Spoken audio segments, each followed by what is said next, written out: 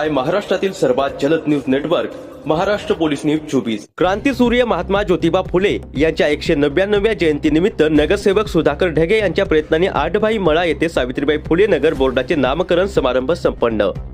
भाजपचे नेते प्रदीप दादा गारटकर यांच्या शुभ हस्ते व इंदापूर नगरपालिकेचे विरोधी पक्षनेते अनिल अण्णा पवार यांच्या अध्यक्षतेखाली संपन्न झाला।